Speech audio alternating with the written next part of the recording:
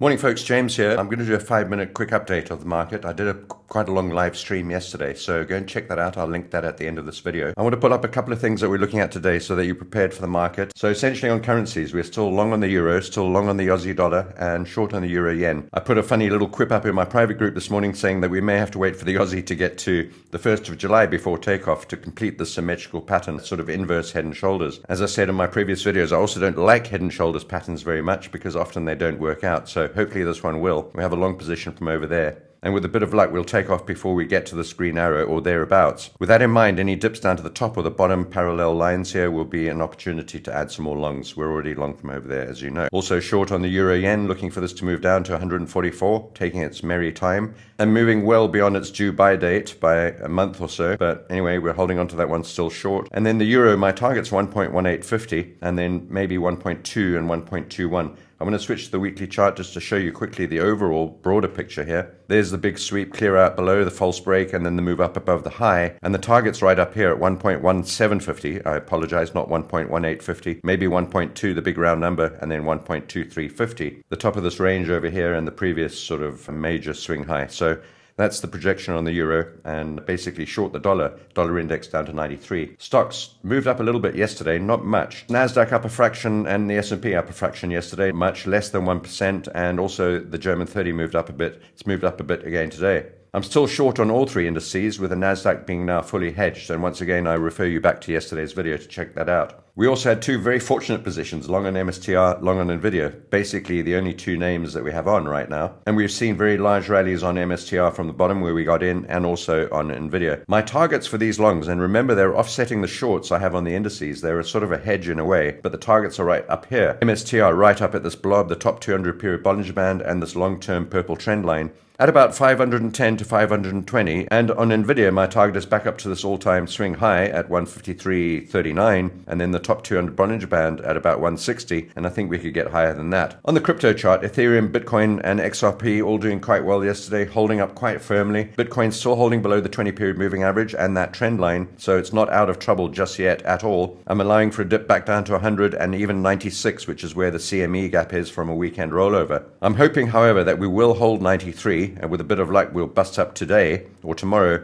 through this trend line, through the 20 period moving average and onto new all-time highs. If that doesn't happen, I'll be adding on a dip to 100 and then 93 to 96 towards that CME gap. I'm still hedged on gold with a view for this to go down towards 3,000 and maybe slightly below that, but I'm fully hedged now because we're seeing some strength, and a big rally a couple of days ago pushed us up above this local resistance. So we're fully hedged on gold, locking in a tiny profit there, and I'm also still long on silver. Silver had a massive day 2 days ago, moving up over 5%. Gold was lagging a bit. Silver sort of took the lead, breaking up above that swing high, and we're still long from around $32. We're currently trading at 34.5. So my target for silver is back towards 50 and even above 50 towards 60, despite the naysayers on X and on YouTube regarding those comments of mine. Let's see how we go. So we're hedged on gold, long on silver, and we're also long on copper, and despite everything, copper's holding up pretty well. We had that big clear out with the Liberation Day and we've moved up, looks like a bull flag, and we're moving higher. We got long at $4.70, we're trading at $4.80 now, and that's where we are, looking for a move up to $5.30 and then beyond there up to new recent highs. Of course, copper depends on the economy, and also this new economy in basically involved electricity and chips and electronics. Copper's very intimately involved in that. If we can see enough demand for that industry and growth continuing forward into what might be considered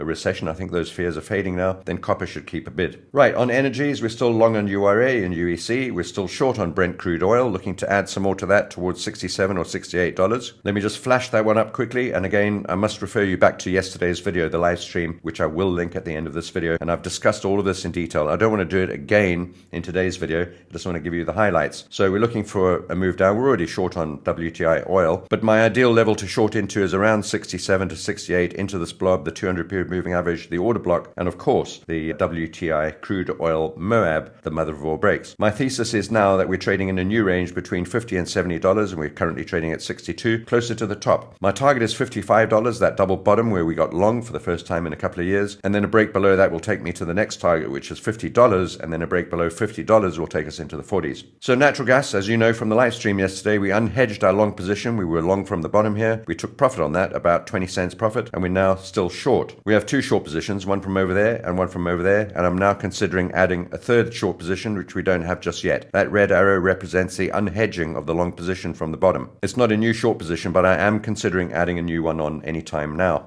If you're not in my private group, keep an eye on Twitter, on X, to see if I might post anything up regarding that there. Quickly going across to the next page, VIX and TLT and the South African Rand. We're still long on USD, ZAR, South African Rand, despite this unexplained, inexplicable strength. And we're still long on TLT from around about 88. We're currently trading at 85. So once again, that's moving down in a very disappointing way. I'll be looking to exit that once again at break even. Nothing on the VIX. I'll be looking to buy this down closer to 13 or 12, looking for a move back down to the bottom here into this range. That's the buying zone for VIX, not really where we are right now. We're currently trading at about 17, and the buying zone is closer to 12 or 13, and we'll be waiting for that if and when it gets there. And 1 minute on softs and grains. We're still long on sugar. A bit of a bounce yesterday off that bottom. And once again, we covered some of this in some detail yesterday. We've got a falling wedge on sugar, hoping for that to bounce off there. Should do. We're looking to break up through those trend lines and channels. We have a falling wedge on wheat as well. That's just moving down, a very, very large falling wedge. And we're close to the bottom right now. We have a long position from over there, waiting for a break up through this trend line to start adding some more size to that. Once again, this is covered in yesterday's video, and I'd refer you to that. But basically, we're looking for all of these to just get moving, get going up long, and they're not moving very much at the moment. We're still long on cotton, still long on corn, and we're still short on cocoa and coffee. Cocoa and coffee have been excellent, actually, and coffee has now moved down to this level. We took some more profit off here at the top of the channel. So I took off 50% profit at the top of the channel, and I'm looking for a little bit of a bounce to add some of that back on, and then a move down to the sort of center of the channel center line, a bit of a bounce there possibly, then the bottom of the channel, then a bit of a bounce back to the center line, then back to the bottom, and then a breakthrough. So a very sort of zigzaggy trade coming up. We'll pay close attention to all the zigs and the zags as they occur. I just want to quickly go back to natural gas, just remembering that I didn't give a target or perhaps a longer term strategy. Target for natural gas is $3 right down at the bottom here, and the big order block, the big round number. Let's go to the day chart. So all the way back down here at $3 and potentially lower, but I do think that now we're probably trading in a $3 to $4 range for the next number of months or even the rest of this year. And so $3 might be the bottom and an area that I'll be considering buying natural gas at. For now though, I'm short, looking for that move back down to $3 where I'll probably exit and reverse back to long. And if we don't move down from here, we move slightly higher up towards $4 and maybe slightly above, I'll look to add some more shorts on, maybe having hedged by then. Switching back to the 4-hour chart, moving down nicely. We'll keep an eye on this as we go along through the day. Hope you enjoyed the video, folks. If you did, please like and subscribe. I'll see you in the next video a bit later on today or tomorrow. And look out for the members live stream, which I'll be doing tomorrow, not this afternoon. I'll be doing that tomorrow morning. So members, check out for that. And if you're not a member, there's a join button under this video. And for $1 a month, you can become part of this community. Take care. See you in the next video. On that crypto train, got my mindset, ain't no time for no pain. Bulls and bears, man, they just can't compete. We're stacking our sets, won't accept no defeat. Come on, to the moon, baby, moving to the moon. All around the world, everybody sing the tune. Right now, hard or strong, crypto fever's coming soon. Bitcoin rally, y'all watch us break out of this cocoon. Late nights, early mornings, check